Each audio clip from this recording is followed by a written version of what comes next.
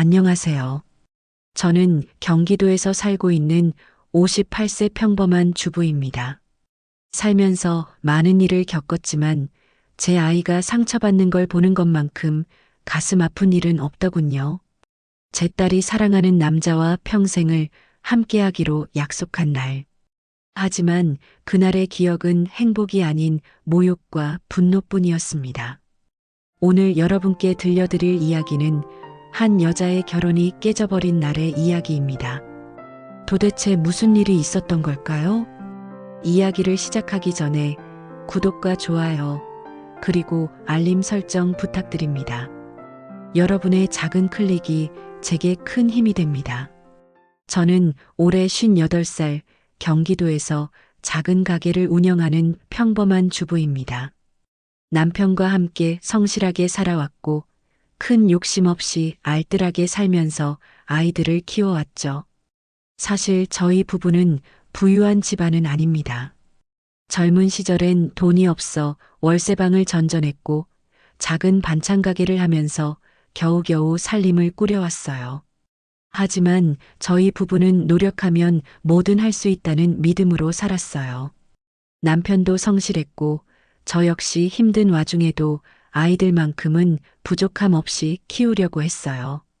우리 딸 수진이는 그런 부모 밑에서 자랐지만 누구보다 밝고 속 깊은 아이였습니다.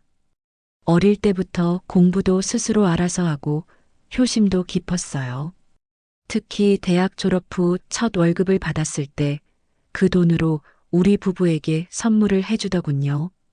그때 저는 정말 가슴이 뭉클했어요. 엄마, 아빠, 그동안 키워주셔서 감사해요. 많이 못 드려서 죄송해요. 그 말에 저는 눈물이 나더군요. 무슨 소리야? 내가 건강하게 잘 자라준 게 우리한텐 제일 큰 선물이지. 그런 아이였어요. 그러던 딸이 2년 전 남자친구가 생겼다고 했습니다. 32살 대기업에 다니는 직장인이라고 하더군요. 처음에는 그냥 가볍게 듣고 넘겼어요. 하지만 시간이 지나면서 딸의 표정이 점점 달라지는 걸 보면서 알 수 있었습니다. 엄마, 나 이 사람이랑 결혼하고 싶어. 딸이 그렇게 말하는데 순간 가슴이 두근거렸어요. 우리 딸이 벌써 결혼할 나이가 되었구나 하는 생각에 뭉클하면서도 한편으로는 걱정이 앞섰습니다. 혹시라도 사위 될 사람이 딸을 힘들게 하진 않을까, 시댁과 잘 지낼 수 있을까. 그런데 딸이 남자친구를 소개해 주던 날, 저는 조금 안심이 되더군요. 그 사람은 깔끔한 옷차림에 예의도 바르고 무엇보다 딸을 바라보는 눈빛이 다정했습니다. 딸과 나란히 앉아 서로를 바라볼 때 그 눈빛에서 사랑이 느껴졌어요. 안녕하세요, 어머님. 처음 뵙겠습니다. 공손하게 인사하며 90도로 허리를 숙이는 모습의 첫인상은 나쁘지 않았습니다. 남편도 그를 마음에 들어 했어요. 이 친구 성실해 보이네. 혹시나 해서 묻는데 부모님이 반대하는 건 아니지? 그런데 딸이 살짝 망설이며 말했습니다.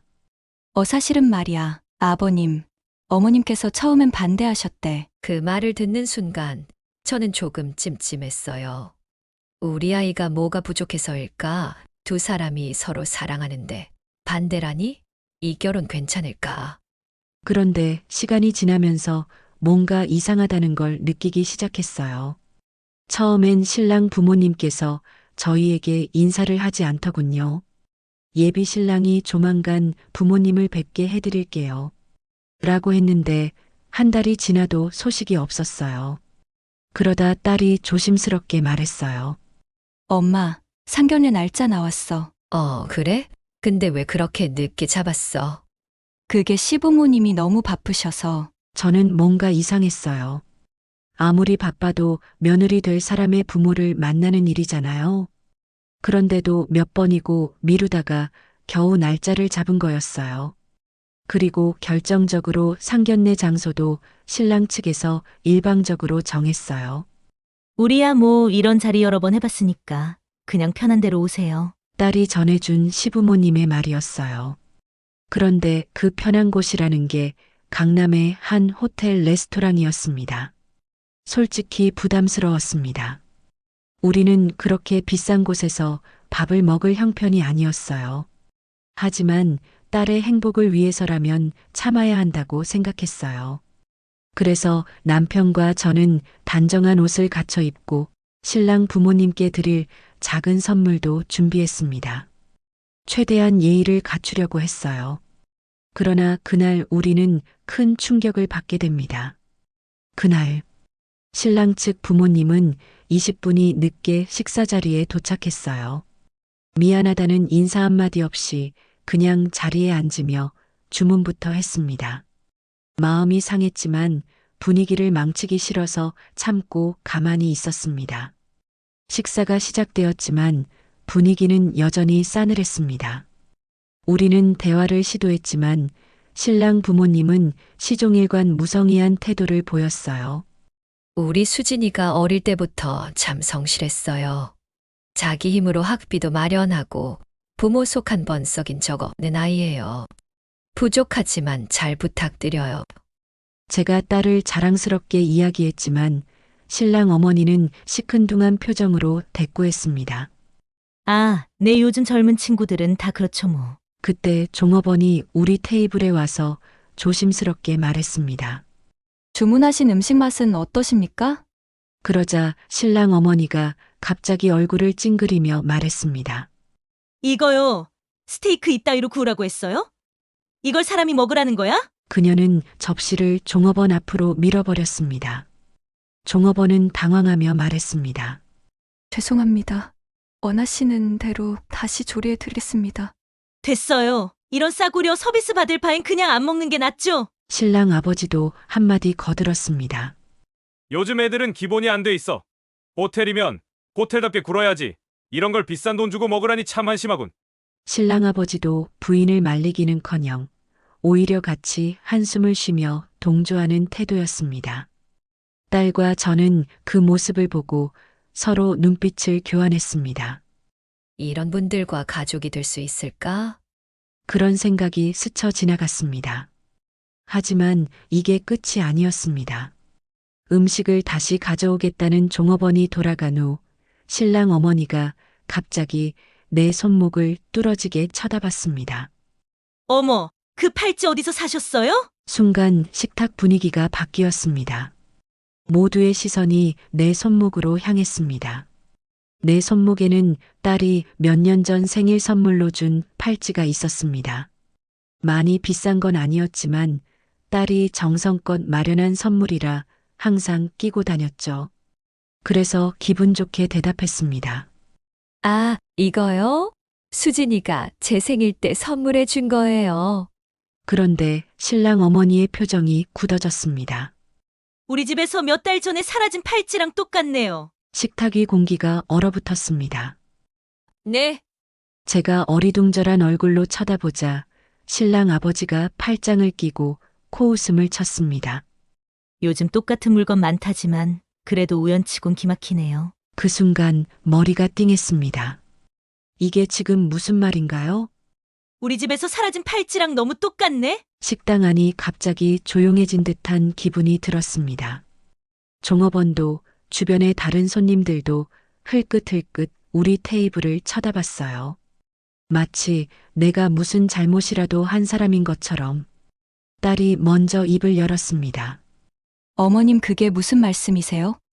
제가 어머님 걸 훔쳐서 저희 엄마에게 주기라도 했다는 말씀이신가요? 신랑 어머니는 연극하듯 한숨을 내쉬며 말했습니다. 아니, 그런 뜻은 아닌데 그냥 너무 똑같아서 깜짝 놀랐어요. 어쩜 그렇게 똑같을까? 그 팔찌 혹시 어디서 산 건지 기억하세요? 제가 아니라 제 딸이 제 생일에 사준 거라서요. 그러자 신랑 아버지는 피식 웃으며 숟가락을 툭 던졌습니다. 요즘 인터넷에서 짝퉁도 많이 판다더니. 그 말에 나는 할 말을 잃었습니다. 딸이 신랑을 바라보며 말했습니다. 오빠, 어머니 아버지 지금 뭐라고 하시는 거야? 오빠가 뭐라고 말 좀 해봐. 신랑은 난처한 얼굴로 말을 더듬었습니다. 아, 엄마가 그냥 확인차 묻는 거잖아. 너무 예민하게 받아들이지 말고 오빠, 지금 두 분이 나랑 우리 엄마를 도둑 취급하듯이 말씀하시잖아. 아니, 그런 게 아니라 그냥 비슷한 게 많으니까. 오빠, 그게 무슨 말이야? 오빠도 지금 나와 엄마를 의심하는 거야? 무슨 뜻이야, 그게? 아니, 그런 뜻이 아니라니까. 그의 눈은 계속 피하고 있었습니다. 이 남자 내가 사랑하는 내 딸을 평생 지켜줄 수 있을까? 나는 더 이상 참을 수가 없었습니다. 우리 가족을 이런 식으로 무시하면서 의심까지 하시면서 이 결혼을 진행해야 합니까? 내 목소리가 떨렸습니다. 남편도 화가 난 듯 식탁을 살짝 두드리며 말을 이었습니다. 이런 자리에서 이런 무례한 말을 듣게 될 줄은 몰랐네요. 그러자 신랑 어머니가 한숨을 쉬며 말했습니다. 아니, 뭐 그렇게까지 흥분하세요? 그냥 확인차 물어본 것뿐인데. 확인이라뇨. 그럼 제 딸이랑 제가 그 팔찌를 훔쳤을 수도 있다는 말씀이시네요. 내 목소리가 점점 떨려왔습니다. 딸은 손에 힘을 꽉 주며 이를 악물고 있었습니다. 이런 식으로 모욕을 주면서까지 우리 딸아이를 며느리로 받아들일 생각이세요? 그러자 신랑 아버지가 낮고 무겁게 말했습니다. 진부 쪽에서 너무 예민하게 반응하는 것 같은데요. 그 말에 딸이 벌떡 일어났습니다. 이 결혼 다시 생각해봐야겠어요. 딸은 끝까지 참았지만 결국 결혼에 대한 의심이 들기 시작한 거죠. 그리고 그날 상견례는 최악의 분위기로 끝났습니다. 상견례가 끝나고 우리는 식당을 나왔습니다. 누구도 먼저 말을 꺼내지 않았습니다. 차를 타고 돌아오는 길, 딸은 창밖만 바라보고 있었습니다. 나는 조심스럽게 물었습니다. 수진아, 괜찮니? 딸은 대답 대신 깊은 한숨을 내쉬었습니다. 남편도 미간을 찌푸린 채 운전대를 꼭 쥐고 있었습니다. 엄마, 나는 딸이 입을 열었지만 말을 잇지 못했습니다. 나는 그저 딸의 손을 꼭 잡아주었습니다. 그 손끝이 차갑게 식어 있었습니다. 그날 밤 신랑에게서 전화가 왔습니다. 딸은 한참 망설이다가 전화를 받았습니다. 수진아, 미안해. 딸은 아무 말도 하지 않았습니다. 우리 부모님이 원래 말이 좀 거쳐. 너도 알잖아. 그냥 그런 분들이셔. 그 말을 듣고 있던 나는 주먹을 꽉 쥐었습니다. 그럼 내 부모님이 그런 성격이면 우리 엄마한테 그렇게 모욕을 줘도 괜찮다는 거야? 아니, 그게 아니라 그냥 오해가 있었던 거잖아. 엄마가 그렇게까지 깊은 뜻으로 말한 건 아닐 거야. 딸의 눈에 눈물이 맺혔습니다. 오빠, 너는 왜 한마디도 안 했어? 그때 분위기가 너무 어색해서 그냥 흘러가길 바랐어. 내가 가만히 있는 바람에 우리 엄마는 온 식당 사람들 앞에서 도둑 취급을 받았어. 그러니까 미안하다고 했잖아. 내가 나중에 우리 부모님한테 다시 이야기할게. 다시 이야기하면 뭐가 달라져? 내 부모님이 우리 가족을 어떻게 생각하는지는 이미 다 드러났어. 딸의 목소리가 떨렸습니다. 오빠, 결혼하면 내 부모님이 내 부모님한테 더 심한 말 해도 너는 또 가만히 있을 거지? 아니, 그건 그건 아니라고 장담할 수 있어? 신랑은 대답하지 못했습니다.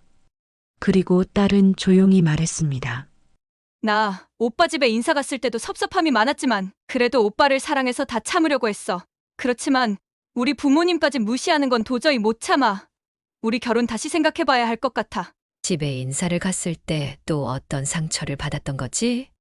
어떤 일이 있었는지 얼마나 많은 상처를 받았을지 걱정이 되었지만 차마 울고 있는 딸에게 저는 아무것도 묻지 못했습니다. 며칠 후 신랑 부모님이 직접 전화를 걸어왔습니다. 나는 솔직히 신랑 부모님이 사과라도 하려는 줄 알았습니다. 하지만 전화기 넘어 들려온 말은 사과가 아니었습니다. 그래서 결혼을 깨겠다는 겁니까? 신랑 아버지의 목소리는 차가웠습니다. 사돈. 그날 일은 그냥 작은 해프닝이었잖아요? 그런데 그렇게 예민하게 반응해서야 앞으로 어찌 사돈을 맺겠어요? 내가 놀라서 아무 말도 하지 못하자 신랑 어머니가 말을 이었습니다. 그리고 말이에요. 결혼이라는 건 신부 쪽이 좀 참고 들어가야 하는 거 아닌가요? 우리 아들이 돈도 잘 벌고 어디 가서 꿀릴 건 없는 조건인데 그런 집안에 시집 오면서 이 정도도 못 참아요? 내가 분노로 손을 떨고 있을 때 옆에서 듣고 있던 남편이 대신 말을 했습니다. 참으라니요. 지금 우리 아내를 도둑 취급해 놓고 그걸 참으라고요? 아이고, 참 별것도 아닌 일 가지고 유난이시네. 우리는 그냥 비슷해서 물어본 거라고 했잖아요? 그럼 사돈어른은요? 만약 제가 사돈어른 손목에 있는 시계 보고 우리 집에서 몇 달 전에 사라진 시계랑 똑같네요 하면 기분 좋으시겠어요? 그제야 신랑 부모님이 순간 말문이 막힌 듯 조용해졌습니다. 그건 뭐, 결혼이라는 게 한 사람만 잘났다고 되는 게 아닙니다. 사람과 사람이 만나서 가족이 되는 거예요. 그런데 그런 기본적인 예의도 없는 분들이랑 어떻게 가족이 되겠습니까? 그 말을 끝으로 남편은 전화를 끊었습니다. 나는 남편을 바라보며 조용히 말했습니다. 우리 딸 이렇게 보내지 말자. 남편은 고개를 끄덕였습니다. 다음 날 저녁 딸이 깊은 한숨을 쉬며 제 옆에 앉았습니다. 눈빛이 흔들리는 게 무언가 할 말이 있는 듯 보였어요. 엄마, 나 사실 신랑 집에 갔을 때 많이 속상했어. 왜? 무슨 일 있었어? 딸은 잠시 머뭇거리더니 천천히 이야기를 시작했습니다.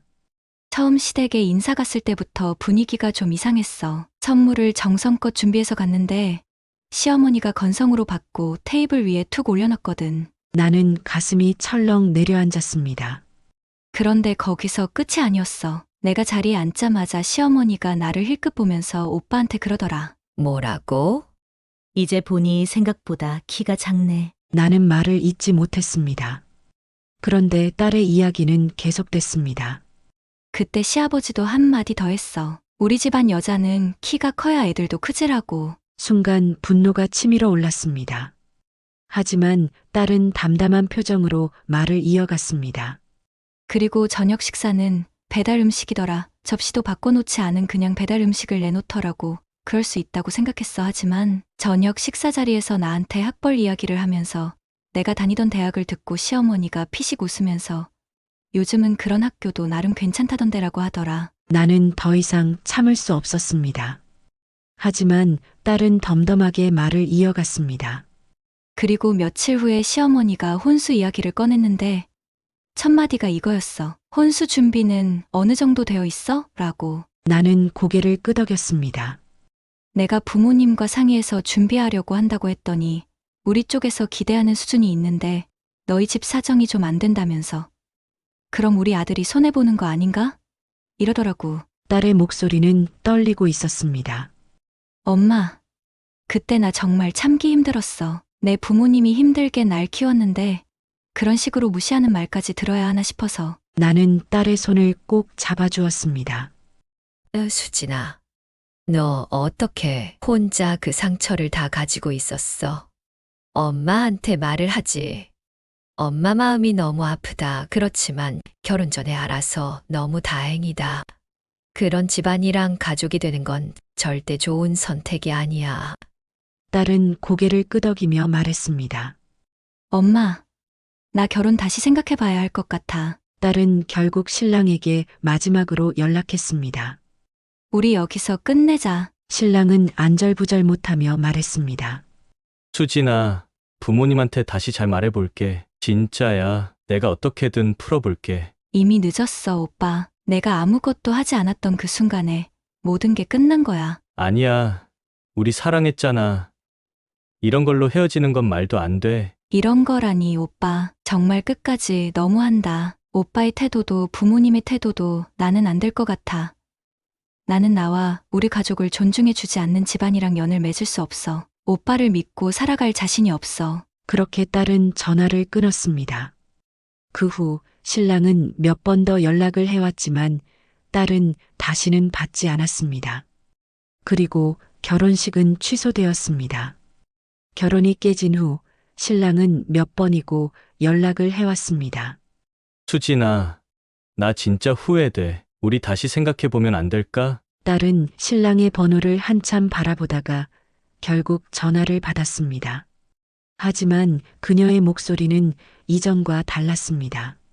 무슨 후회를 해? 내가 더 강하게 나갔어야 했는데 우리 부모님이 그러지 못하게 했어. 그럼 오빠는 오빠 부모님이 뭐라고 하면 평생 그렇게 가만히 있을 거야? 아니, 이제는 달라졌어. 진짜야. 그래. 오빠는 달라졌을지 몰라. 그런데 오빠 부모님은? 신랑은 말문이 막힌 듯 대답하지 못했습니다. 오빠, 우리 결혼했어 봐. 그리고 시댁에서 우리 엄마, 아빠 무시하고 함부로 대하는 일이 또 생겼어. 그럼 오빠는 또 그냥 넘어갔겠지? 아니야. 난 다르게 행동했을 거야. 그게 바로 문제야. 했을 거야가 아니라 그때 했어야 했어. 딸은 더 이상 흔들리지 않았습니다.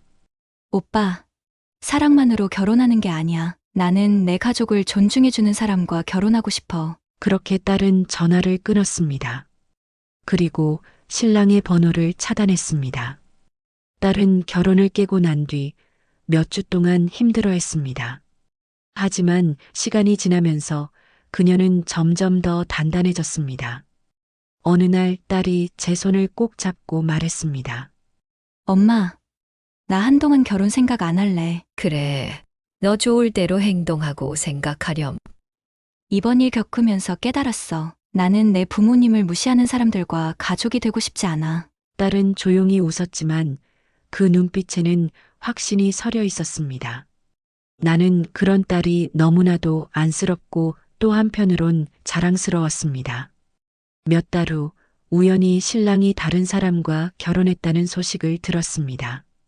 그의 아내가 된 사람은 우리가 상견례에서 들었던 것처럼 신랑 쪽에서 참고 들어갈 줄 아는 여자였겠죠.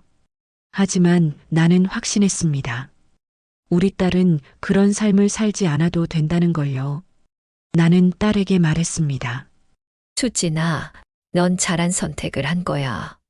딸은 가볍게 웃으며 고개를 끄덕였습니다. 응, 나도 그렇게 생각해. 그렇게 우리는 조용히 차를 마셨습니다. 결혼은 사랑만으로 되는 게 아닙니다. 결혼은 두 사람이 아닌 두 가정이 맺어지는 일입니다. 상대방 집안의 태도를 결혼 전에 꼭 확인하세요. 내 가족을 함부로 대하는 사람과는 평생을 함께할 필요가 없습니다. 여러분이라면 이런 상황에서 어떻게 하셨을 것 같나요? 비슷한 경험이 있거나 결혼 전 상견례에서 주의할 점이 있다면 댓글로 남겨주세요. 구독과 좋아요, 알림 설정까지 부탁드립니다. 여러분의 작은 클릭이 큰 힘이 됩니다.